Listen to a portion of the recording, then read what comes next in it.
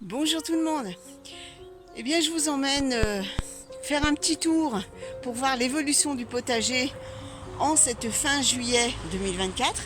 Et puis, je vais vous montrer aussi les travaux prochains que je souhaite réaliser au sein du potager parce qu'il va y avoir encore des petites transformations. J'ai déjà commencé en amont, mais bon, voilà, c'est simplement pour délimiter ce que je veux faire. Mais les gros travaux vont démarrer à l'automne. Eh bien, allez, c'est parti. Alors, je sais pas si chez vous c'est comme ça, mais alors, cette année, j'ai plein de courgettes. J'en ai de partout. Bah, regardez un peu hein, la forêt vierge de pieds de courgettes. Alors, cette année, j'en ai planté un peu trop, parce que jusqu'à présent, j'avais toujours un pied sur deux qui ne donnait rien, donc j'ai préféré assurer le coup. Mais là, du coup, tous les pieds donnent. Donc je me retrouve avec une quantité phénoménale de courgettes. Et puis, non seulement ça, mais j'en ai une qui prend ses aises et qui a débordé de son périmètre. Voilà, un mur de courgettes. Et bien sûr, j'en ai deux qui sont ici. J'en ai une ici. C'est fou. Tant mieux, hein, je ne veux pas me plaindre. À côté des courgettes, eh bien, là, j'avais planté des lignes de poireaux. Ici. Pareil, là. Là, ça y est, ils sont bien repartis. J'ai mon persil que j'avais planté. Hein, c'est un semis en godet, donc ça a bien fonctionné. Et celui-là, c'était un semis en pleine terre. C'est le seul qui a survécu. Là, j'ai repiqué récemment des petites laitues pour continuer toujours la production de laitues. Hein. Quand j'en mange une, j'en plante une. Donc voilà, toute une ligne de petites laitues. Alors, ce qui est blanc, ce n'est pas des graines anti-limaces. Hein. Les graines anti-limaces, elles sont bleues. J'ai voulu faire un essai. Les trucs blancs, c'est de la perlite. Vous savez, c'est issu de la roche volcanique et on s'en sert pour faire les terreaux à semis. Ça allège le terreau, ça garde l'humidité. Voilà, donc j'ai dit, je vais en prendre quelques poignées et je vais faire l'essai sur 2-3 pieds pour voir si j'ai une différence au niveau de l'humidité par rapport aux autres qui n'en ont pas. Voilà, c'est simplement un test. Je pivote, là j'ai encore de la salade. Ah, ça par contre, ça c'est pas de la salade. Donc ce qui n'est pas de la salade, ça vire. Ici j'ai des tomates. Regardez-moi un peu ce calibre de cœur de bœuf. Elle est énorme.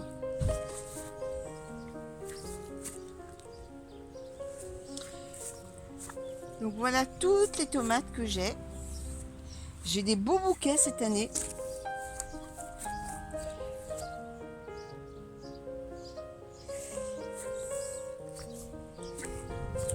Ça, c'est mes côtes de blettes. On a déjà fait 2 récoltes. J'ai mes petits melons. J'en ai 7 en tout.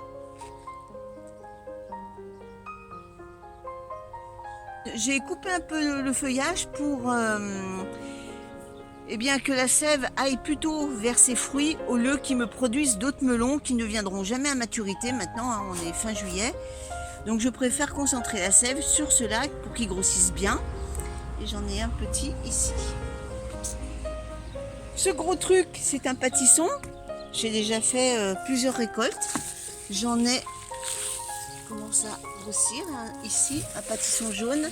Et j'en ai 2 autres qui sont là-bas.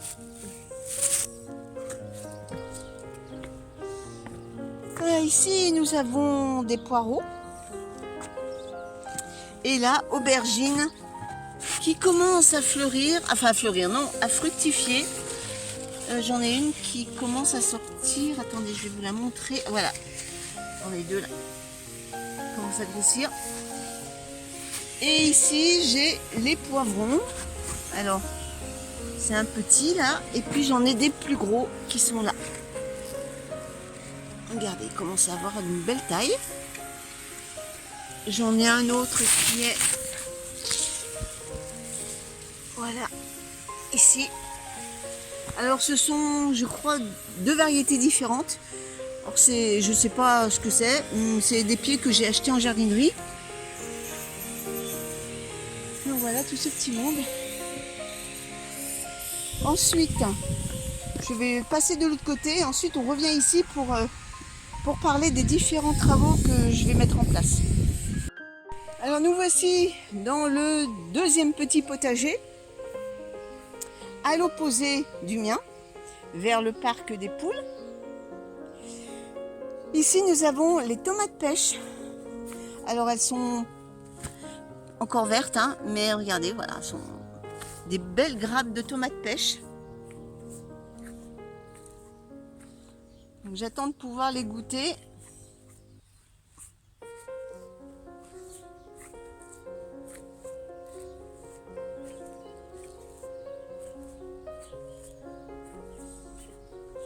Ici, nous avons des haricots verts.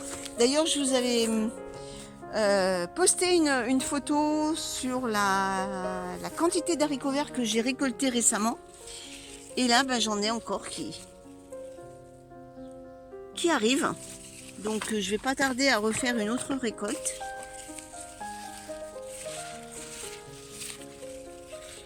Regardez là. C'est plutôt cool.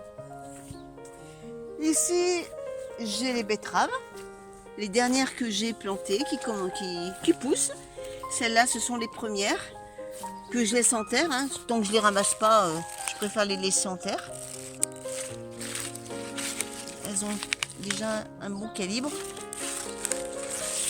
J'ai déjà fait la récolte. Ici, il y aura des chicorées qui viendront prendre le relais.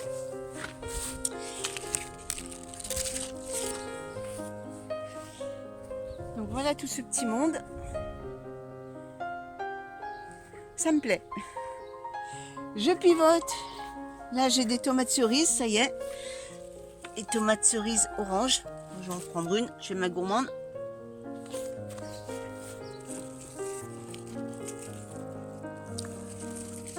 Ouais, ça commence à mûrir, à changer de couleur.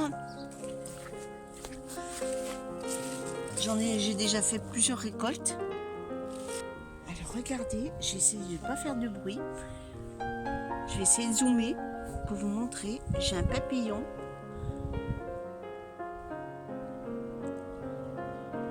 Autant vous en faire profiter.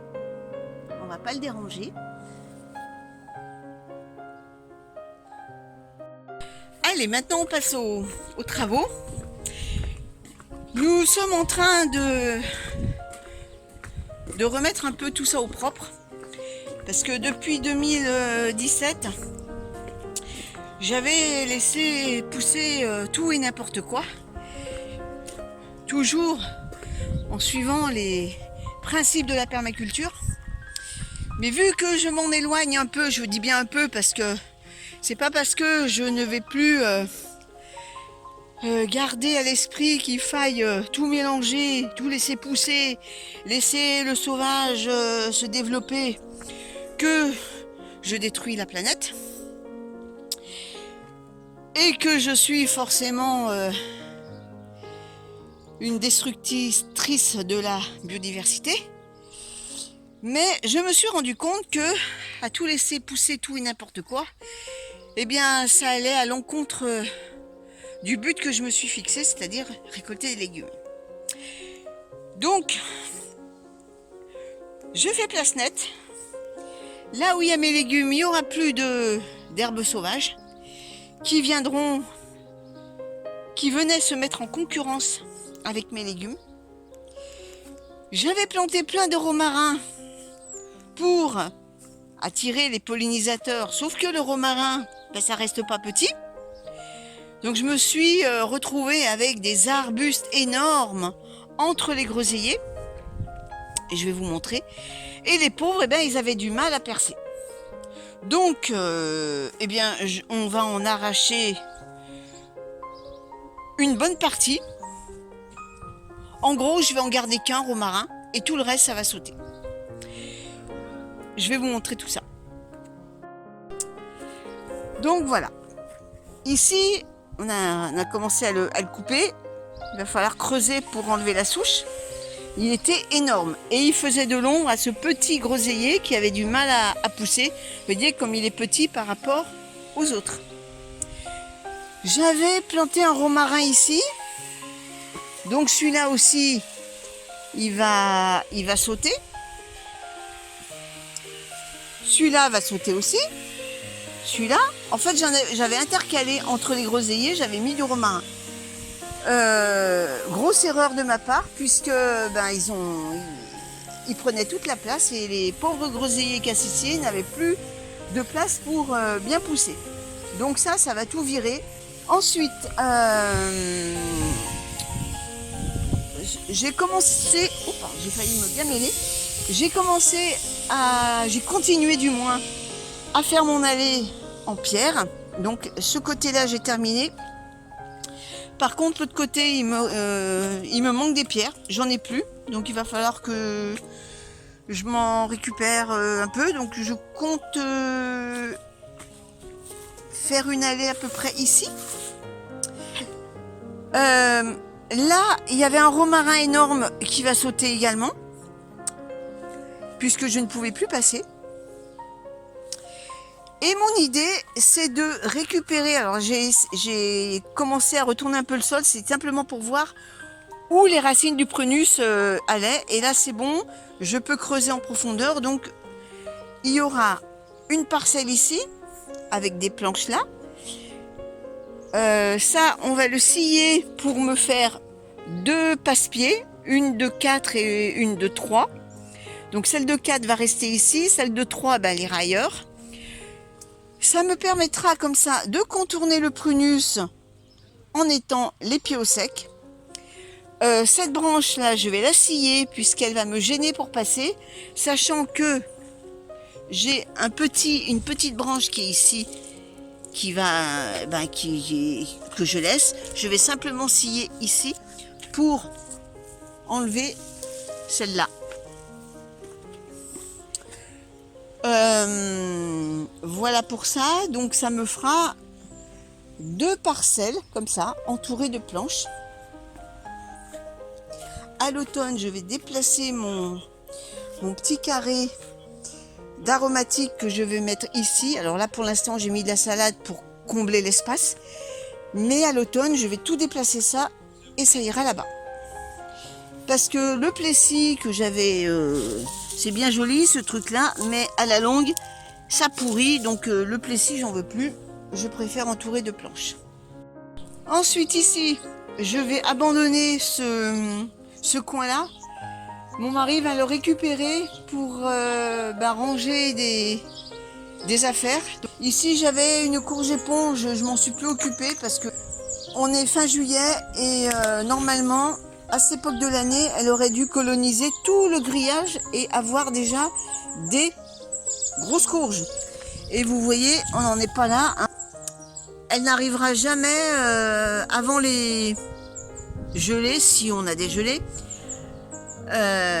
Avoir des courges, voilà, pour avoir la courge éponge. Donc c'est pas grave, je ne m'en occupe plus, je la laisse se développer. Ça marche, tant mieux. Ça marche pas, et ben c'est pas grave. Cette année, ça sera pas une année à courge éponge. Je ne vais pas me déployer d'énergie pour un truc qui en vaut pas la peine, quoi. On a tout désherbé. Il y avait des ronces, mais elles y sont encore. D'ailleurs, dans la prochaine vidéo, je vous montrerai une technique qui n'est pas de moi. Hein. C'est une technique que j'ai vue sur internet. D'ailleurs, je vous mettrai le lien de la vidéo pour se débarrasser des ronces de manière naturelle et sans effort. Donc, je vais essayer cette technique, mais je ne vous en dis pas plus. Je vous ferai une vidéo là-dessus. Et encore une fois, je vais zoomer et je vais vous montrer. J'ai Vous avez vu le papillon avant qu'il s'envole? Donc vous voyez, hein, j'ai pas besoin d'avoir de la faune sauvage en veux-tu en voilà pour avoir des papillons.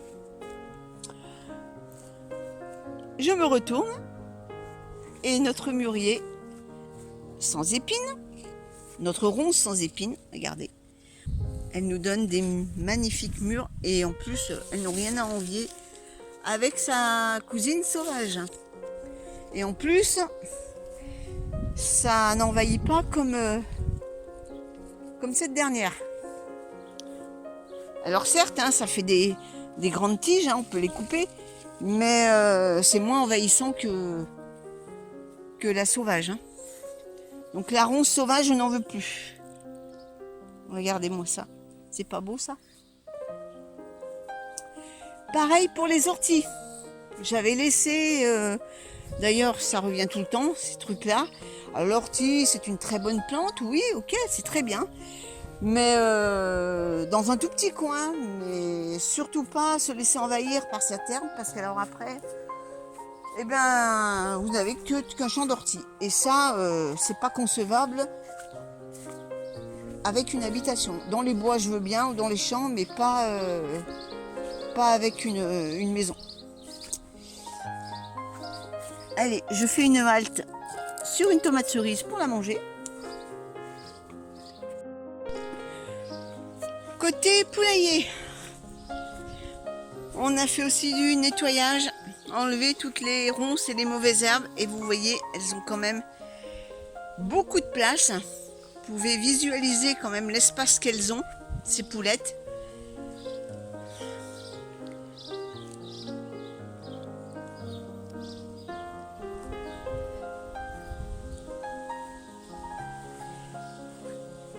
On peut dire qu'elles sont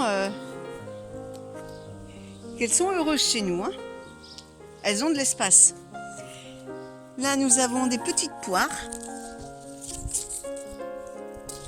Alors, le poirier donne. Alors, on n'en a pas beaucoup, parce qu'il est petit.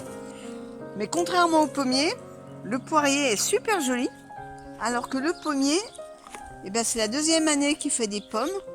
Mais je crois qu'on va pas en manger une seule. Parce qu'elles sont toutes piquées, regardez. Et pourtant, je les ai démariées. Regardez, elles sont toutes... elles sont pas jolies. C'est pas grave, hein. Si elles tombent, ben, ça sera les poules qui les mangeront. Mon portable étant déchargé, eh bien, je vais arrêter là la vidéo. Je vous souhaite à tous un bon week-end, une bonne semaine. Et je vous invite à venir le 3 août sur ma chaîne. Il y aura un live en duo avec Stéphane. Venez nombreux. Allez, à bientôt à tous.